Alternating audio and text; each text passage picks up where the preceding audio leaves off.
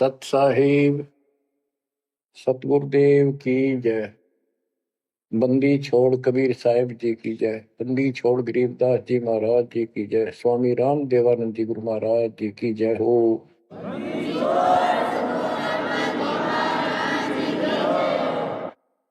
सर्व संतों की जय, सर्व भक्तों की जय, धर्मी पुरुषों की जय। श्री काशी धाम की जय, श्री सुडानी धाम की जय, श्री क्रोथा धाम की जय, श्री बरवाड़ा धाम की जय। सत साहिब परमपिता परमात्मा कबीर जी की असीम रजा से, मेरे गुरुदेव जी के आशीर्वाद से आज विश्व के मानव को अपने निज घर का ज्ञान हुआ।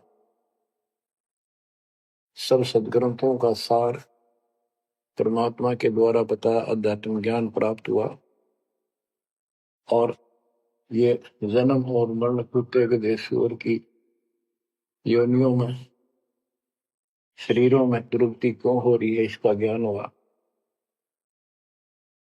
और आपको ये भी ज्ञान हुआ हमारा भगवान कौन है। आपको ये भी जानकारी हुई कि यहां से छुटकारा होगा कैसे। ये सब ज्ञान सतगुरु से होता है। तो दास जब भी मालिक को याद करता है तो अपने गुरु जी के एक एक वचन जो मुख्य तौर पर सुनाए गए थे तुरंत आत्मा में लगते हैं जाके और उनकी विशेष याद बनती है और कबीर जी की ये बातें याद आती है। अमरवाणी कबीर सतगुरु के उपदेश का लाया एक विचार, जय सतगुरु मिलते नहीं जाते नरक द्वार।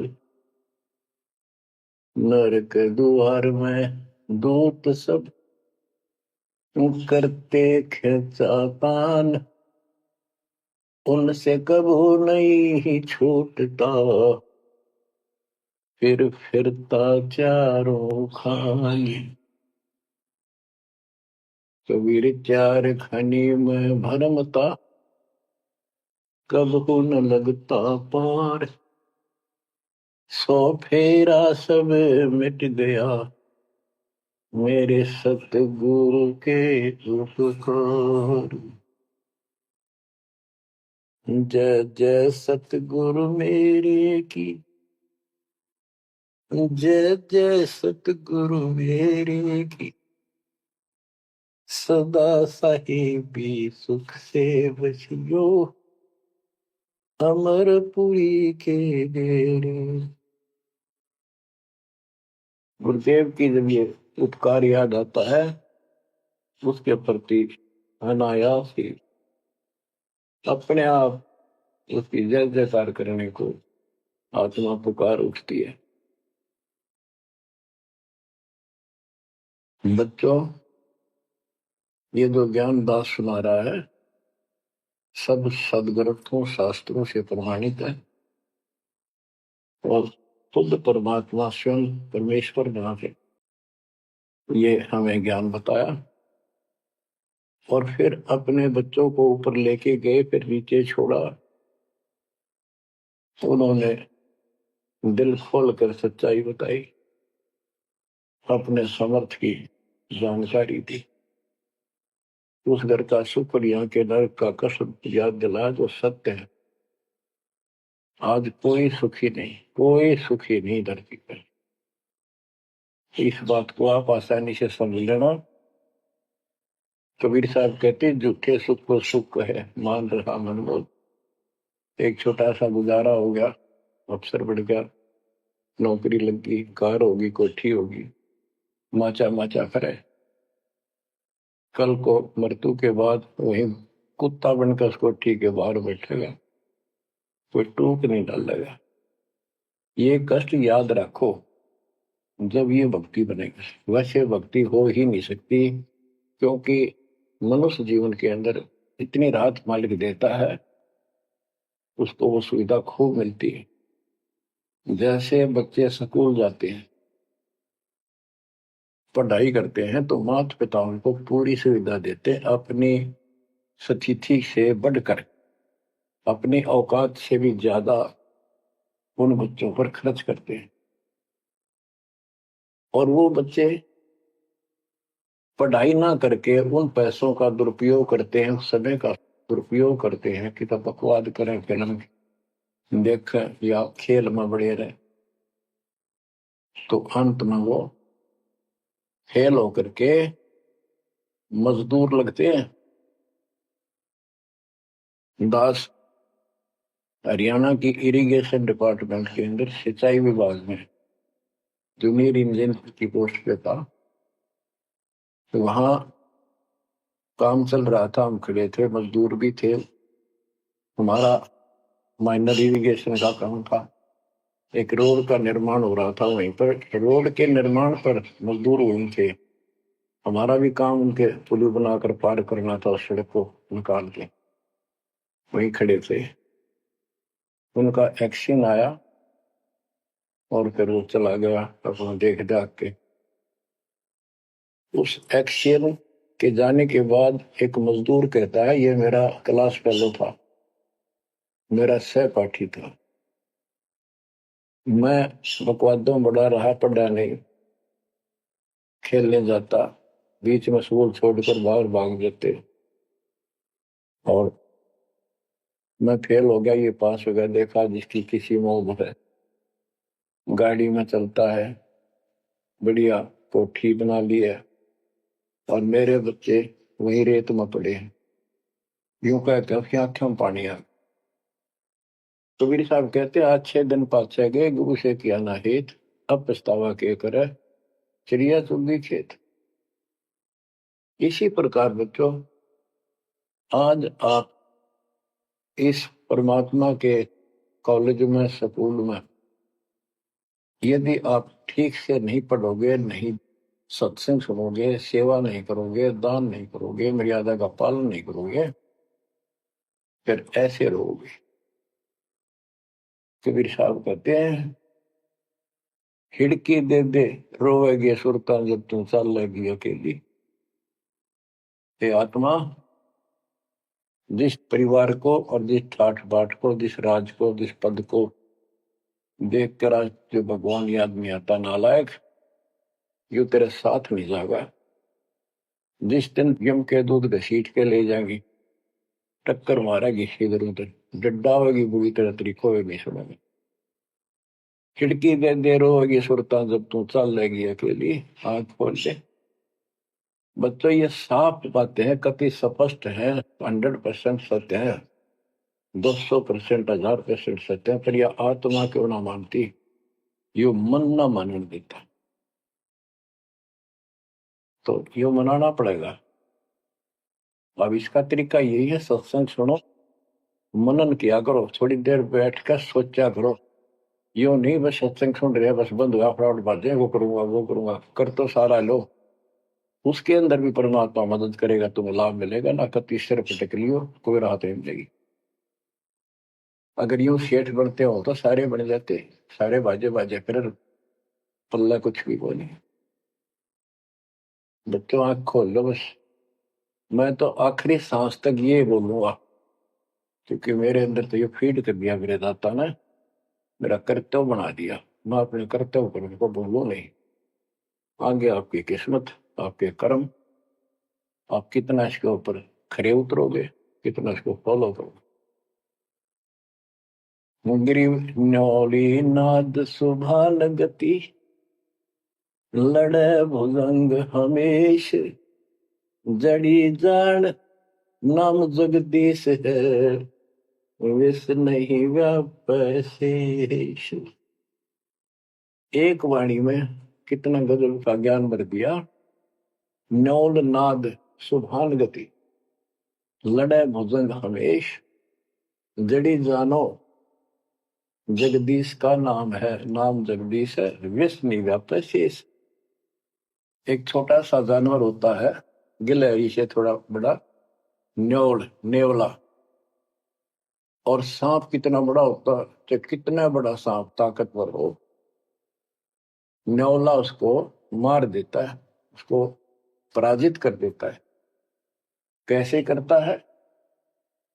उसको पता होता है वो सर्प को उस समय छेड़ता है जब आस पास कोई वो बूटी होती है, कोई औषधि का पौधा होता है, उसमें से सुगंध श्वास के द्वारा भर के लाता अपने फेफड़ों, और सर्प के सम्मुख होकर उसको छोड़ देता है।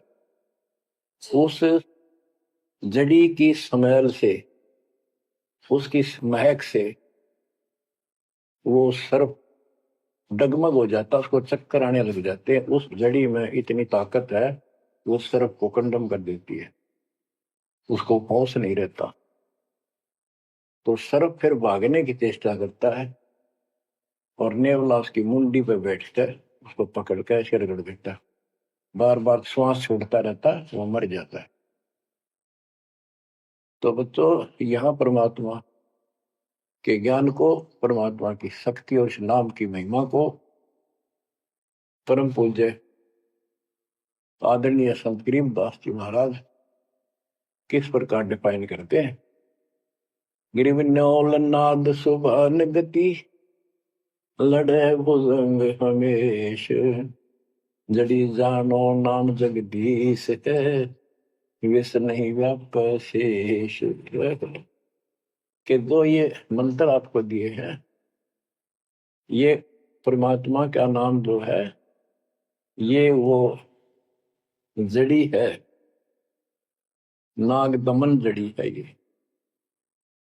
न्योल नाद सुभान गति, लड़े भुजंग हमेश, के न्योला अपने से कई गुणे ताकतवर सर्प के साथ उस जड़ी की ताकत से लड़ता है, उसको भगा देता है, मार देता है। तो ऐसे ही जो सच्चा नाम को मिले हैं, प्रथम द्वितीय और सारना, ये समझो यह जड़ी है। इन भूत प्रेत और अन्य देवी देवता पितर पुत्र की तो बात छो, मेरे भूत तो छो, इनकी तो गल्ला छोड़ो। अगर काल भी आ जाए ना, विष्णु व्याप शेष, शेष नाग तो सब तो ताकतवर हजार पनुष के, कि इतना ताकतवर काल है। आप इस विधि से लिए हुए मंत्र को, जैसे जिसका नामकरण होगा उससे कोई असर नहीं होने का। मर्यादित भगत बेटा या बेटी, और कोई भी आपत्ति आती है, यम के दूत कोई कष्ट देना चाहते हैं, एक बार सिमरण करो इस सब नाम का। कहते विष नहीं व्याप से इस काल भी मुरझा जाएगा, केरी नाम कबीर है, विषम काल गजराज, दादू भजन प्रताप से सुनकर बाजेगा आज। तो बच्चों, इन बातों को ध्यान से याद रखो। आप इतने सुरक्षित हो गए हो, जैसे हाथी पर बैठा दिया जाए तो कुत्ता उसको कोई हानि नहीं कर सकता। तो हाथी के असवार को स्वान काल नहीं खाए, हाथी पर बैठे आप हो, आप परमात्मा की शरण में आ गए तो इतने सुरक्षित हो गए, उसकी रेंज से, पहुंच से इतनी दूर हो गए काल से, जैसे कुत्ता हाथी पर बैठे व्यक्ति को कोई हानि नहीं कर सकता। उसके लिए आपने तन मन शीस ईस अपने पे, तन मन शीस ईस अपने पे, पलम चोट चढ़ावे जब कोई, राम भगत गति पावे हो, जब कोई राम भगत गति पावे हो जी। लोक लाज मर्याद जगत की, तरण ज्यों तोड़ बगावे, अष्ट सिद्धि की अटक न माने, आगे कदम बढ़ावे, जब कोई राम भगत गति पावे हो जी, जब कोई राम भगत गति पावे तो। बच्चों, ये सारे फार्मूले लाने पड़ेंगे। जब यह प्रॉब्लम सोल्व होगी जन्म और मरण की। आप क्या बताते हैं? गरीब हंस गवन करते नहीं, मान सरोवर छाड़, कौवे उड़ उड़ जाते हैं, खाते मांसाहार। गिरव मान सरोवर मुक्ति फल, मुक्ता हल के ढेर, कौआ आसन नाम दे भूमि दीन सुमेर। गरीब कौआ रूपी भेख है, ना प्रतीत यकीन, 68 का फल मेट कर बहे दीन बेदीन। गरीब हंस दशा तो साध है, सरोवर है सत्संग, मुक्ता हलवाणी चुगे चढ़त नवेला रंग। और देख कितनी अच्छी व्याख्या की है संत गरीबदास जी ने, कमाल कर दिया। गरीब अंश गवन करते नहीं, मान सरोवर छाड़, कौवे उड़ उड़ जाते हैं, खाते मांसाहार। फिर बताया है, गरीब हंस दशा तो साधु है, सरोवर है सत्संग, मुक्ता हलवाणी चुगे चढ़त नवेला रंग। कि जैसे हंस गमन करते नहीं, मान सरोवर छोड़। हंस एक पक्षी होता, हंस उससे तुलना की है सदे हुए भगत, निर्विकार भगत, सच्चे भगत की। कि जैसे हंस एक पक्षी होता है, सरोवर के ऊपर, तालाब के ऊपर होता है जिसमें मोती होते हैं, और वहीं पर बुगला होता है, उसी जैसी सेम शक्ल होती है, उनकी पहचान नहीं कर सकते। उनकी पहचान इसी से होती है, जो मोती खाता है वो तो हंस, और मच्छी खाता है वो है बुगला। दोनों की सेम आकार शरीर का, ऐसे ही कलर सफेद होता है। और कौवे भी वही होते हैं, मांस मच्छी खाते हैं। हंस वो होता है जो भूखा मर जाएगा, पर मच्छी मांस मेंढकी नहीं खाएगा, मेंढक नहीं खाएगा। इसी प्रकार भगत वो होता है अपने धर्म कर्म पर रहेगा, बकवाद नहीं करेगा, चाहे कुछ भी हो। तो हंस गमन करते नहीं, मान सरोवर छाड़। सरोवर तो सत्संग है, इस सत्संग को सरोवर मानो, तालाब, टैंक, और भगत हंस है, ये इसको छोड़कर जाते थे, यानी परमात्मा की भक्ति त्यागते नहीं। और कौवे उड़ उड़ जाते हैं, जो कौवे जैसे विचारों के स्वभाव के व्यक्ति होते हैं, वो बकवाद करने बिना टेके नहीं। उनको कितनी सुविधा मिल जाए आश्रम में, वो अपने गंदे कर्म बिना टिक नहीं सकते, उनका स्वभाव इतना बिगड़ गया। तो यहाँ कहते हैं, गरीब हंस गवन करते नहीं, मान सरोवर छोड़े, कौवे उड़ उड़ जाते हैं, खाते मांसाहार। यानी बकवाद, विकारी लोग सत्संग नहीं टिकते, छोड़कर चले जाते सत्संग। और हंस दशा तो साधु है, भगत है सच्चे, और सरोवर है सत्संग, मुक्ता हल वाणी चुगे। ये अमृत वाणी रूपी मोती खाते हैं, फिर चलत नवेला रह गए। इस ज्ञान को सुनकर आत्मा में और कसक पैदा होती है, तड़प पैदा होती है भगवान की तरफ, और ज्यादा लगन लगती है। मुक्ता हल वाणी चुगे, ये मुक्त होने की मोती रूपी वाणी चुगते हैं, खाते हैं, सुनते हैं, आत्मा का आहार है। फिर चढ़त नवेला रंग, और अजब गजब आत्मा के अंदर इसका असर होता है, प्रभाव पड़ता है। फिर वो बताते हैं, गरीब कोट वर्ष करे, संगत साधों की, पत्थर का जल में क्या भीजे, चंदन बन में रंग लागे, एक बांस बिटन भी ना सीधे। गरीबदास जी कितना प्यारी व्याख्या करते हैं कि कोटि वर्ष कर संगत संतों की, सतगुरु की, पत्थर का जल में के भीजे। पत्थर को पानी में डाल दो, कितने में? और तो 100 वर्ष के बाद निकाल लो, उसका कभी असर नहीं। उसको एक दूसरे के साथ बिठा दो, जब चिंगारी काटेगी, जबकि पानी से तो सब नरम हो जाते हैं। इसी प्रकार बताया है कि जो निकम्मी आत्मा है, पत्थर हो चुके हैं काल के बकवाद कर करके, वो सत्संग में कितने दिन रहो, उनका कभी असर नहीं हो, उन बकवाद करनी ही करनी।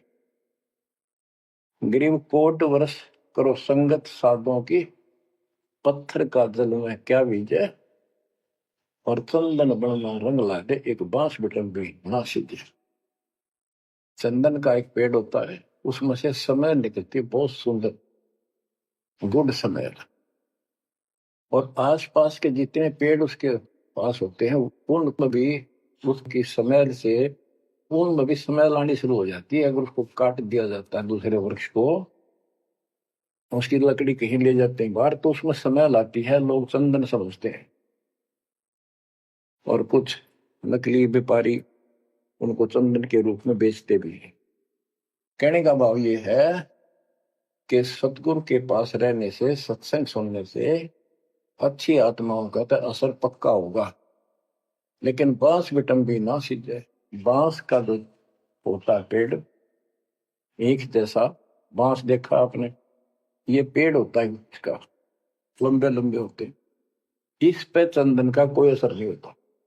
तो जो बांस जैसे कट्टर इंसान है, जिनकी आत्मा गिर चुकी है, मर चुकी है, पूर्ण पे इनका असर नहीं होता। वो ऐसे लोग हैं, संगत माई कुसंगत उपजा, जैसे अपन में बांस, आपा किसके आग लगा हुआ कर बनखंड का विनाश। अब क्या बताते हैं, जो सत्संग में आकर भी बकवादी है और उनका असर नहीं हो रहा, वही कर्म बकवादों वाले करते, नाम तोड़े हैं, सार नाम लेकर भी बकवाद करते। कई भक्त हैं, लिखे ऐसे हैं जैसे बहुत बड़े भगत है, बहुत निकट रहते हैं हमारे, और अंत में उनके कर्म इसे गद्दे पावे, हम सोच भी नहीं सकते। तो ये गलतियां हैं, इनको सुधारना पड़ेगा अपने। माई और बात तेरे काम न आवे, संतों शरण लाग रे, मुके सोवग पलत में बंदे, जाग जाग नर जाग रे, जाग जाग नर जाग,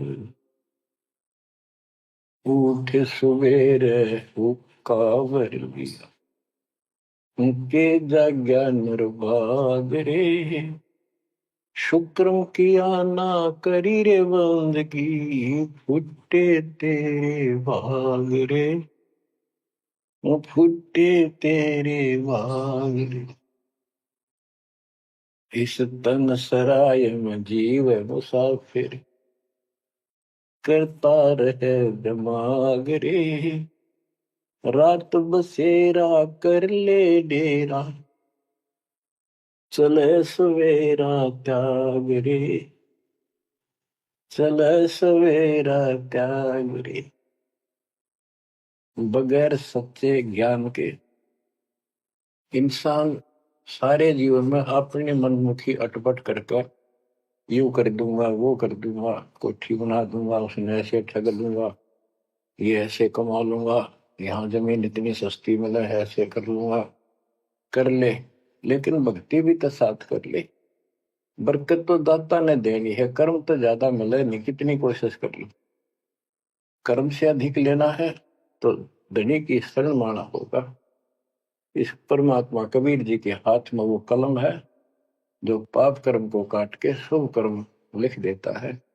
आपके भाग बना है उसको भी लिख देता है, आपके संस्कार ठीक कर देता है। इस तन सराय में जीव मुसाफिर, करता रहे दिमाग रे, रात बसेरा कर ले डेरा, चले सवेरा त्याग रे, चले सवेरा त्याग रे। ये जीवन आपका एक, नो सोच लो, स्वप्न है। और यह नींद जब खुलेगी, मृत्यु होगी जब आंख खुलेंगी। जब यह नींद टूटेगी, सवेरा होगा, कुछ ही नहीं पाओगा उस बात। एक भगत बता रहा था, नाम लेने से पहले मैं रिक्शा चलाया करता हूँ, ने कल्पना हुई गाड़ी लूंगा और मैं खूब टी करके चलाया करूंगा। सपना भी वही आ गया, जैसे मैंने बढ़िया गाड़ी ले ली और किराए पर ला रखी है, खूब जोर से चला रहा हूँ, बढ़िया रोड है, आगे एकदम ब्रेक मारने लगा, जोर से पैर मारा, वहां पट्टी पुरानी रजाई थी, उसमें कार पार पैर निकल गया, वह भी पार्टी नहीं उठा, तो देखा ना को कार ना गाड़ी, वो झोपड़ी में पड़ा हूँ। तो बच्चों ये सपना साजा टूट उठ के तो मुंड पकड़ हुआ है। तो ये स्वप्न है जो तुम टी करके चल रहे हो, कितने दिन चलोगे। इस तन सराय में जीव मुसाफिर, करता रह दिमाग रे, रात बसेरा कर ले डेरा, चले सवेरा त्याग रे, चले सवेरा त्याग। तुम ता चोला बना न मोड़ना, लगे दाग पे दाग रे, दो दिन की गुजरान जगत में, क्यों जड़े बरानी आग रे, क्यों जड़े बरानी आग रे। कुबद का चढ़ी चढ़गी चित पे, तू होया मनुष्य नाग रे। यानी जिसका जितना सामर्थ्य है, जब तक इसको ज्ञान नहीं है, कोई न कोई ऐसा दुख दे रखेगा दूसरे को, ताकतवर है वचन से ऐसी गलत बात कह देगा, और निर्बल दुर्बल ऐसा है व्यक्ति की आत्मा रोती रह जाएगी, या किसी को लूट लेगा। बड़ा अफसर है, अच्छी कलम चला देगा, मरो से जीव। कोई अन्यायी जज है, अन्याय कर देगा, मरो से जीव। तो यह कहते हैं, तो बदका चढ़ी चढ़गी चित पे, तू होया मनुष्य नाग रे। आदमी से नाग बढ़ गया, नाग है। जैसे दुर्वासा ने श्राप दे दिया, 56 करोड़ यादव मर गए। चुनो कृषि ने तपस्या करी थी, क्या खाक तपस्या थी। तो इसे जड़े हुए ढोयर जो आम व्यक्ति है, जो भक्ति नहीं करता, कुछ पद प्राप्त है, जो ताकत है गांव में या शहर में या राज का हिस्सा है, उसको कह रहे हैं गरीबदास जी, तो बद का चढ़ी चढ़गी चित पे, तू होया मनुष्य नाग रे, सुध नहीं सजन सुख सागर, बिना प्रेम बैराग रे, बिना प्रेम बैराग रे। हर्षो मरै सो हंस कहावे, कामी क्रोधी काग रे, भौरा न भ्रम इस विष के वन में, चल बेगमपुर बाग रे, चल बेगमपुर बाग रे। शब्द सैन सतगुरु की पहचान, पाया अटल सुहाग रे। शब्द सैन संकेत, शब्द सैन सतगुरु की पहचान, पाया अटल सुहाग रे। नतानंद महबूब गुमानी, प्रगट पूर्ण भाग रे, प्रगट पूर्ण भाग रे। हर्ष उम्र सो हंस कहा है, मर्यादा में रह के जो भक्ति करता है वो हंस कहलाता है। और कामी क्रोधी कागरे, मोरा न भर में इस विष के वर्ण। हे आत्मा, जो तू ये नकली सुख लेता फिरता है मतवादों के, कितने शराब पी ली, कितने सुल्फा पी लिया, कितने कोठी के लालच में, कार के लालच में दुनिया को लूट रहा है, बकवास कर रहा है कि हर सुमर सो हंस को हावे, कामी क्रोधी कागरे, भंवरा ना भर में इस विष के वर्ण। ये जहर का वर्ण है, तेरे जीवन को नष्ट कर देंगे ये नकली सुख। फिर बताया कि शब्द सैन सतगुरु की पहचानी, अपने गुरुदेव का संकेत समझा सैन, इशारा। और इशारा समझना चाहिए भक्तों को, तो क्या हाल होगा, मरने के बाद दुर्गति हो जाएगी, 2 दिन का जीवन है, खा के ये इसमें माचे मैचे करो, ये है सैन। और हमने तो खोल के बता दी, समझदार को तो संकेत पर्याप्त होता है। शब्द सैन सतगुरु की पहचानी, पाया अटल सुहाग रे। ये है तो कबीर साहब का शब्द, फिर भी चलो जैसा भी है। न तो आनंद महबूब भगवानी प्रगटे पूर्ण भाग रे।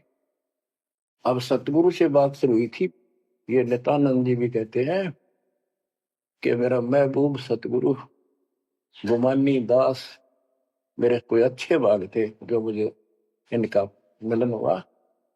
नित्यानंद महबूब गुमानी प्रगटे पूर्ण भाग रे।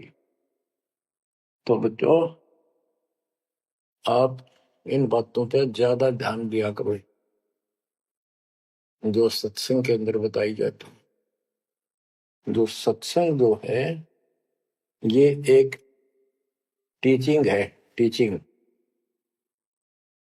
और बच्चे इस पढ़ाई को ध्यान से सुनते हैं, इस पर अमल करते हैं, इसका अनुसरण करते हैं जो टीचर बताता है, क्योंकि टीचर सिलेबस से बताता है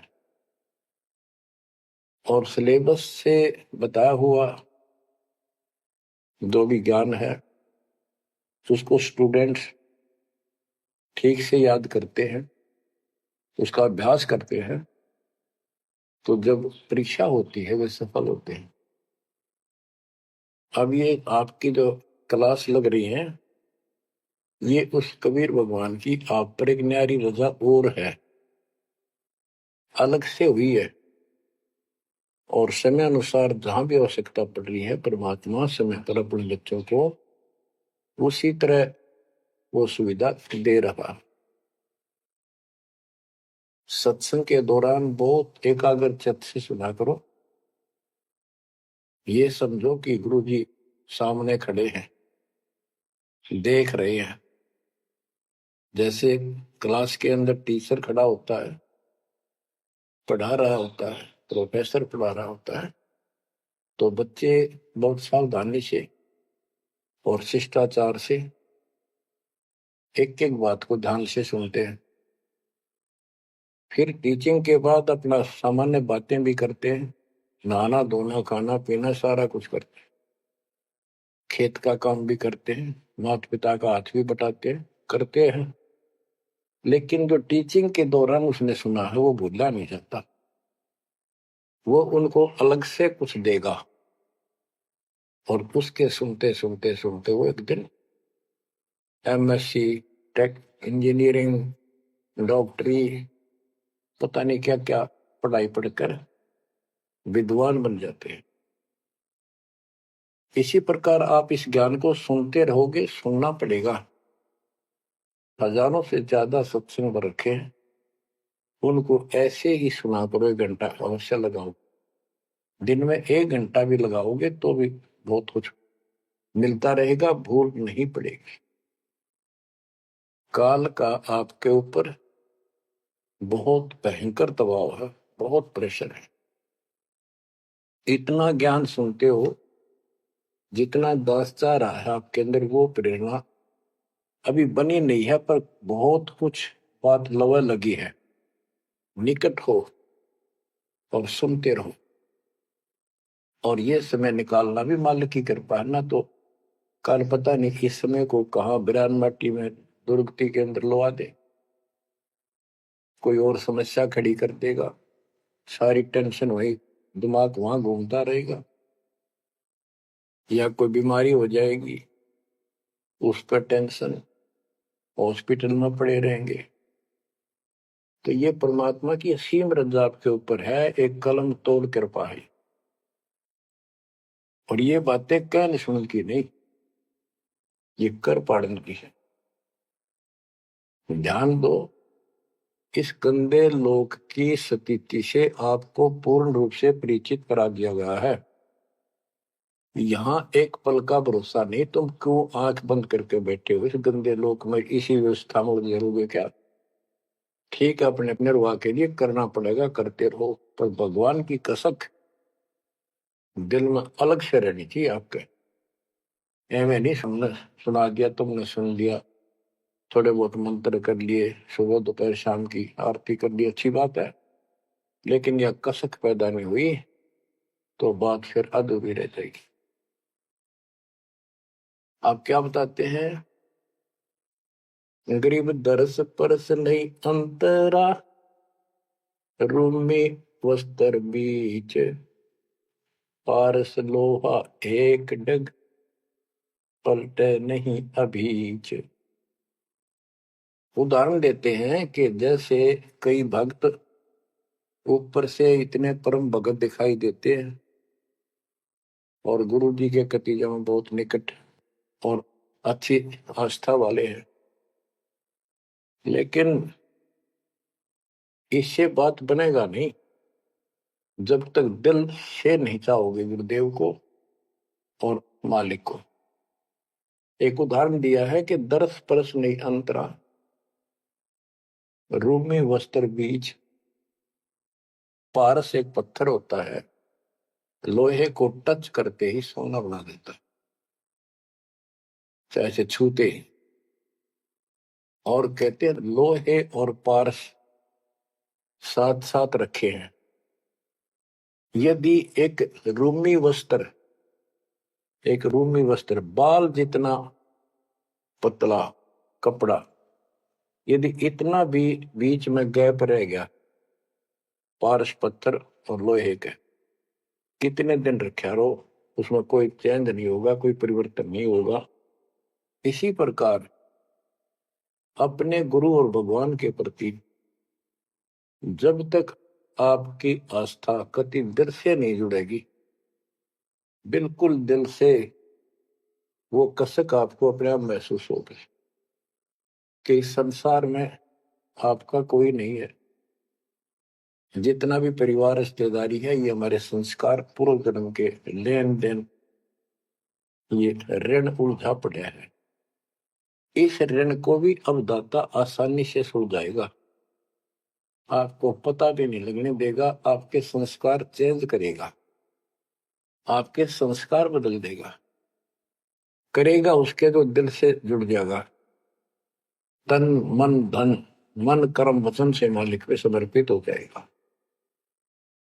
आपको प्रमाण देता हूं, जैसे बेटा है बेटी है, ये हमारे कुछ पिछले संस्कार कोई ऋण है। जैसे आजकल बेटी का विवाह करना पड़ता है, कितना खर्च होता है। आपको बताता हूँ, एक व्यक्ति कह रहा था, मैं बोला मेरा 3 कन्या होगी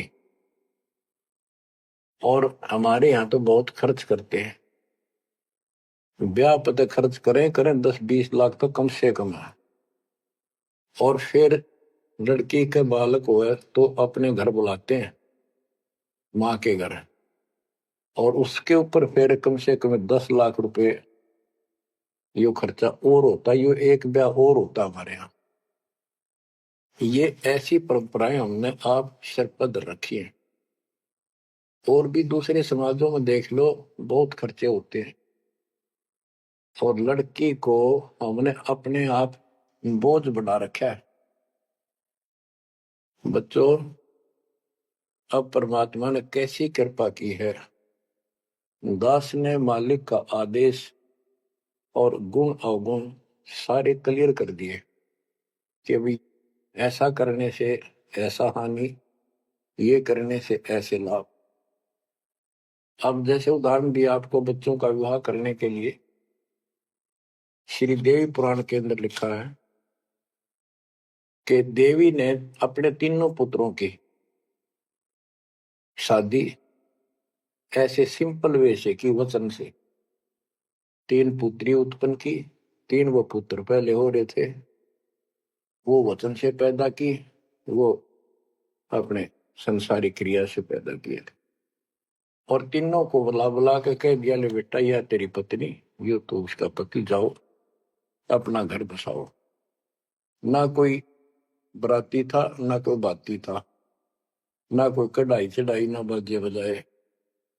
ये बाद की बकवाद शुरू कर दी, संस्कार ऐसे जोड़ दिए जाते हैं। तो अब हम इसी तरह कर रहे हैं, और पता नहीं कई हजार बेटियों का विवाह ऐसे सिंपल वे से कर दिया। ये संस्कार बदल गए, ये लेन देन कर्ज मालिक ने कलम से काट दिया। और आप बच्चों ने भी इस बात को एहसास कर लिया कि सचमुच ये व्रत की बकवाद है। एक पवित्र नाते को, बेटी को गऊ के साथ धन है बेटी, माँ बाप के रहेगी वहां कमावे, आगे जाएगी वहां उसको ऐसे सारे ताने का रखे कुछ दिन तो, और कभी ना नहीं करती। तो ऐसी पवित्र आत्मा को अपने लेन देन कर्ज के कारण हमने दुश्मन बना रखी थी, पेट में मारने लगे गर्भ के अंदर। अब बेटी बोझ नहीं, परमात्मा की कृपा से तो ये संस्कार बदल गए। ये कलम से काट दिए दाता ने, वो लेन देन खत्म कर दिया आपने। अब हम भक्ति करेंगे। अब भी जो लोग भक्ति नहीं करेंगे, इन बकवादा में रहेंगे, मालिक ने इतने हल्के कर दिए, तो उनको भगवान कैसे पसंद करेगा। तो बच्चों, अब इस समय को संभालो और इस परमात्मा की समर्थता से परिचित हो जाओ। इस गंदे लोक ने अच्छी तरह समझ लो, यहां तुम नहीं रह पाओगे। और एक अंदर कसक बनाए रखो नारी कि ठीक है, जब तक यहाँ है वो परिवार में रल मिलकर रहो, और सब ना अपने मालिक की बातों में ओ जाकर रखो, और गप्पे कम मारो। और गप्पे मारने की बकवाद पे मतलब की है, अपना जब टाइम लगा मालिक की चर्चा शुरू करते, कोई कथा देख ले, कोई वैसे भाई बहन की चर्चा करो, देखो उनका इतना दुख था, मालिक की दया से इतना सुख होगा। इससे ये मन का लगाम डली रहेगी। यदि तुम सत्संग सुनने के बाद फिर बाद में वही अपने गृहस्थी उधर की बेत की बातें करती हो, फोन पर बैठ कर करते रहते हो, फलाने से मर ले, दकड़े से कर ले, तो इनसे मालिक राजी नहीं होगा, आपको फिर कष्ट शुरू हो जाएगा। गरीब स्वर्णादन देह दिल, तन मन नहीं मुकाम, कौन महल हंसा गए, कहाँ लिया विश्राम। गरीब चार मुक्ति बैकुंठ बट, सपतपुरी सैलान, आगे धाम कबीर का, हंस न पावे जान। अब क्या बताते हैं कि ये जैसे चार मुक्ति, बैकुंठ, शपथपुरी, ब्रह्मलोक, काल का 21 ब्रह्मांड का क्षेत्र लोक, अक्षर पुरुष का सातसंग ब्रह्मांड का लोक, इन सब से परे कबीर भगवान का स्थान है। गिरिव चार मुक्ति बैकुंठ बट, सप्तपुरी शैलान, आगे धाम कबीर का, हंस ना पावे जान। के वहां सामान्य साधना से या काल तक की भक्ति से वहां नहीं पहुंचा जा सकता है। तो उसके लिए क्या बताते हैं, इस परम पिता परमात्मा की शरण माना होगा, कबीर साहब की शरण। ग्रीव काया काशी मन मगहर, दोहों के मद कबीर, काशी तज मगहर गया, पाया नहीं शरीर। ग्रीव काया काशी मन मगर, अर्श कुर्स बीच मुकाम, जहां दुलहदी घर किया, आदि अंत विश्राम। बच्चों, परमात्मा कहते हैं कि वो दुल्हा सतलोक में निवास करता है, और वहां जाने के लिए आपको पूर्ण गुरु की आवश्यकता पड़ती है, और अपने मन का दोष दूर करना होगा। जैसे नाम भी ले लिया और खूब सेवा भी करते हो, भक्ति भी करते हो, अच्छी बात है, और मन में वही उठा पटक और दोष द्वेष लालच लोभ भरया है, तो के भक्ति करी। एक समय की बात है, गोपी चंद तथा भर्तरी ये दोनों राजा थे और राजाओं के पास कोई कमी नहीं होती धन की, सारा सुख होता है, पैसे, हीरे, मोती, लाल। परमात्मा पाने के लिए उस सारे सुख को छोड़कर और गोरखनाथ जी के शिष्य बन गए। कति त्यागी बैरागी हो गए, तन पर एक लंगोट रखे, हाथ में करमंडल, जैसा उनका वेशभूषा होती है वो रखते। एक दिन गोपीचंद और भर्तरी जा रहे थे रात्रि में, चांद की रोशनी अच्छी थी। किसी ने रास्ते में पान खाकर थूक रखा था और उसका बुलबुला सा बन गया। ये दोनों वहां जा रहे थे तो चांद की रोशनी में वो बुलबुला सा चमका। भर्तरी को लगा कि ये लाल पड़ा है, लाल हीरा। उसने एकदम उस पर हाथ मारा ठाण खातर, उसका हाथ धस गया थूक में। और गोपीचंद हंसे। गोपीचंद बोले, नाथ जी क्या मिल गया ऐसा, कैसे बैठ गए चलते चलते। बोला रहा तारा गजब हो लक्ष्य थूक रखा था, मैंने सोचा लाल है। गोपीचंद बहुत हंसा, बोले जी लाल छुट्टे नहीं अभी तक।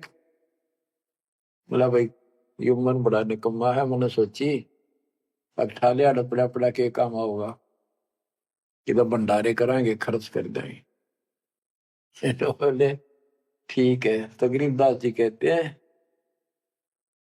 एक उदाहरण और देते हैं गरीबदास जी।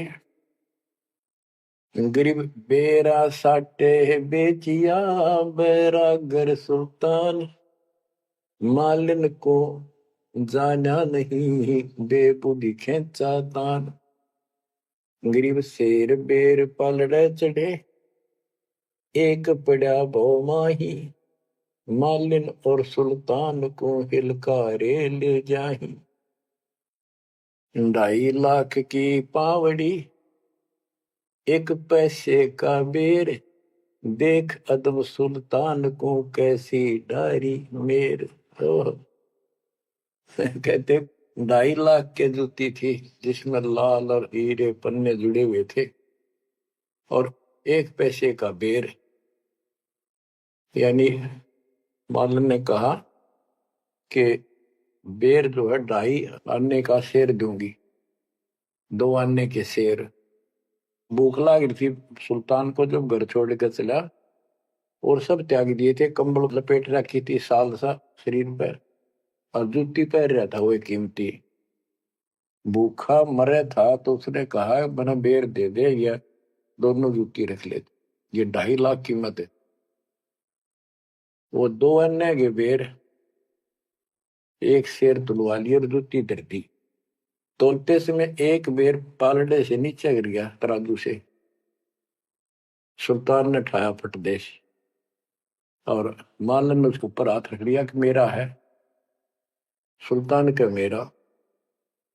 परमात्मा कहते हैं यू देखा अदम सुल्तान ने कैसे छोड़ी मेरे, यानी के लालच छोड़ा। अरे लालच तो नौका नो दिन बैठा तू तो अंदर मन में वो बकवाद बता। ये नहीं विचार किया 2.5 लाख की पावड़ी जुत्ती डाल दी एक पीछे के बेर को ऊपर, क्यों बकवाद कर रहे हैं। तो ये सारी दोष अपन निकालना पड़ेगा, इतनी ऊंचा उठाना पड़ेगा अपनी बुद्धि को। संसारिक लोगों की तो वृत्ति ऐसी होती है, पर सब कुछ त्याग के तो परमात्मा कहते हैं उसका एक लगा थप्पड़ असली रूप में आ गए। बोला भले आदमी के राज त्याग गया तने, तो राज अंदर ही लिए कर रहा है। अपनी भूल का एहसास हुआ, महाराज बहुत नीच सही मन, देख कितनी बकवाद भरी है, बहुत बड़ी गलती होगी, दया करो। तो बच्चों इस प्रकार आपने भी थोड़ा सा ऊंचा उठना पड़ेगा। परमात्मा के लिए छोटी मोटी बातों पर अड़ंगा नहीं अड़ाना चाहिए। संसारी लोगों की रीति किसी हो, पर अपनी धर्म नीति को आगे रखे, उसके कारण आप ऊपर उठ जाओगे। गरीब 9 लख नानक नाद में 10 लख गोरख तीरे, लाख दत्त संगी सदा चरणों चरत कबीर। गरीब 9 लख नानक नाद में 10 लख गोरख पास, अनंत संत पद में मिले कोटि तेरे रविदास। गरीब रामानंद से लक्ष गुरु त्यारे शिष के भाई, चेलों की गिनती नहीं पद में रहे समाये। गरीब खोजी खालक को मिले ज्ञानी के उपदेश, सतगुरु पीर कबीर हैं सबका हो उपदेश। गरीब दुर्वासा और गरुड़ खे कीना ज्ञान समोद, अरब रामायण मुख कही वाल्मीकि को शोध। परमात्मा जो भी भक्ति पर लगे हुए हैं उन अपने बच्चों को सबको मिलता है। दुर्वासा से मिले, गरुड़ से मिले, काकभूषण से मिले, शिव जी से मिले, विष्णु जी से मिले, ब्रह्मा जी से मिले, सबको मिलते हैं। देवी जी से मिले, ये नहीं छोड़ते किसी। हमारी बुद्धि काल में कति घुमा रखी है, ये बात हमारा समझ में आइए को नहीं। अब क्या बताते हैं कि वाल्मीकि के रूप में पांडवों की अश्वमेघ यज्ञ में परमात्मा ने कैसा कमाल किया। गरीब फिर पांडवों की यज्ञ में शंख पचायन टेर, 12 कोटि पंडित जहां पड़ी सबन की मेर। गरीब फिर पांडवों की यज्ञ में शंख पचायन टेर, 12 कोटि पंडित जहां पड़ी सबन की मेर। यानी सब की मरोड़ निकल गई जब पांडवों के अश्वमेघ यज्ञ में परमात्मा ने सुपत रूप में वाल्मीकि रूप में जाकर शंख बजाया। उसमें 12 करोड़ पंडित बैठे थे। गरीब 33 कोटि यज्ञ में आए 88 सारे, 12 कोटि वेद के वक्ता सुपच का शंख बजारे। कहते पांडवों की यज्ञ में 33 करोड़ देवता, 88,000 ऋषि और 12 करोड़ वेद के कंठ से याद करने वाले, डेली पढ़ने वाले पंडित। वह उनसे वो काम सिद्ध नहीं हुआ और सुपथ उस हरिजन शूद्र वाल्मीकि से वो शंख बजा। यानी ये बताते हैं मनुष्य जीवन प्राप्त करके जाति से कोई लिंक नहीं मौलिक का, ना किसी मजहब धर्म से। वो परमात्मा की भक्ति सच्ची हो उससे सब कुछ प्राप्त होता है। गरीब फिर पंडों की यज्ञ में शंख पंचायन टेर, 12 कोटि पंडित जहां पड़ी सबन की मेर। गरीब करी कृष्ण भगवान को शरणामृत से प्रीत, शंख पंचायन जब बजा लिया द्रौपदी सीत। कहते हैं उस वाल्मीकि के चरण धोके श्री कृष्ण जी ने पिया और द्रौपदी ने पिया जब जाकर शंख बजाया। गरीब 12 कोटि पंडित जहां और ब्रह्मा विष्णु महेश, शरण लिए जगदीश को जिसको रटता शेष। गरीबदास जी कह रहे हैं कि 12 करोड़ पंडित थे वहां पर, ब्रह्मा विष्णु महेश, और कृष्ण जी ने उस वाल्मीकि के चरण छुए, शरणामृत पिया। शेष नाग भी जिसकी पूजा करता है, इनका सबका चौंध लाग रही है। शेष नाग भी श्री कृष्ण को भगवान मान रहा है, विष्णु जी को। और कई आपको पता भगवान है कौन, तो जैसे भी जिसको तुम संपूर्ण शक्तिमान बैठे हो उससे भी काम ना बने। और एक बाल में एक छोटी जाति वाले से और वो शंख बज गया, अनमोल काम हुआ। अब बच्चों ये विचार करो कि जिनको हम भगवान मानते थे ये सारा फेल हो गए। परमात्मा कबीर जी के सामने कहते हैं, गरीब द्वादश कोटि पंडित जहां और ब्रह्मा विष्णु महेश, शरण दिए जगदीश ने जिसको रटता शेष। गरीब वाल्मीकि के बाल सम नाही तीनों लोक, सुर नर मुनिजन कृष्ण समेत पंडों पाई पोख। बच्चों, ये आप महाभारत में भी सुना करते पहले हम खूब, और ये क्या करते प्रश्न तो उठाया करते भाई कृष्ण जी से शंख नहीं बजा और उस वाल्मीकि सुपर सुदर्शन से कैसे बच गया। तो वो हमारे धर्म गुरु जैसा उत्तर देते हम उन्हें सच्चा मान लिया करते, सत्य है, क्योंकि स्वयं ज्ञान नहीं था। वो कहा करते थे कि सुदर्शन उनका परम भगत था। भगवान भगत को महिमा देते हैं। ये तो ये बात दिमाग में 33 करोड़ देवता, 88,000 ऋषि, ब्राह्मण 12 करोड़, क्या उनमें उसका कोई भगत नहीं था। श्री कृष्ण ने खा ली रोटी, शिव जी ने खा ली, ब्रह्मा जी ने भोजन पा लिया। ये तो ई वहां बात समझ में यह कहानी की थी।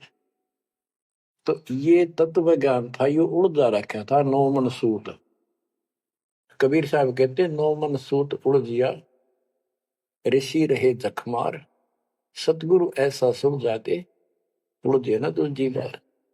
अब ये नौ मन सूत सुलझ गया, अब इस कलयुग में तो उड़जेगा नहीं।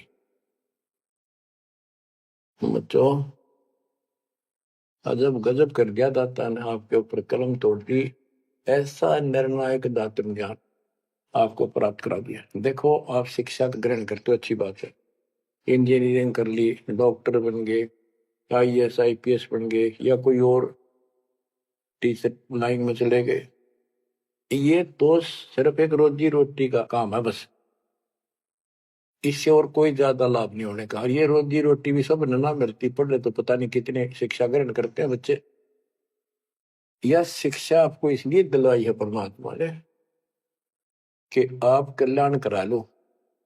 नहीं तो गरीबदास जी ने बताया, कोट जन्म तन भरमत हो गए, कुछ नहीं हाथ लगा रे, कुकर शुकर कर बोरे कौआ हंस बुआरे। कोटि जन्म तू राजा की, ना मिटी न मन की आशा, भिक्षुक होकर दर दर घूमा, मिला ना निर्गुण रासा। इंद्र कुबेर ईश की पदवी ब्रह्मा घुमराया, विष्णुनाथ के पुर को जाकर तो फिर उठा। अब ठीक है, तुम ईसन फाइनल माल बैठे, बहुत अच्छा पढ़ गया बेटा बेटी, बहुत बढ़िया नौकरी लगी, वाह वाह वाह। के इंद्र कुबेर ईश की पदवी ब्रह्मा वर्ण घुमराए, विष्णुनाथ के पुर को जाकर फिर भी वापस आए।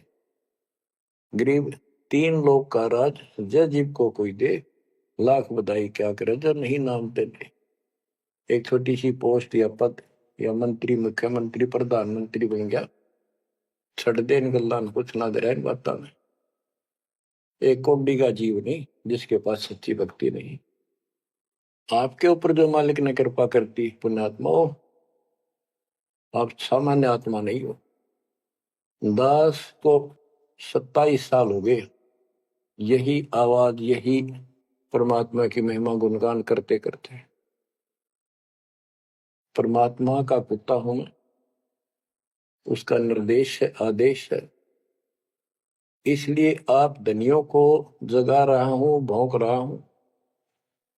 और कुत्ता जब भौंकता है तो मालिक ने समझ लेना चाहिए कोई आपत्ति है, उठ के जागना चाहिए, इधर उधर देखना चाहिए, अपना धन संभालना चाहिए। आंखें खोल लो, कुर्बान हो जाओ।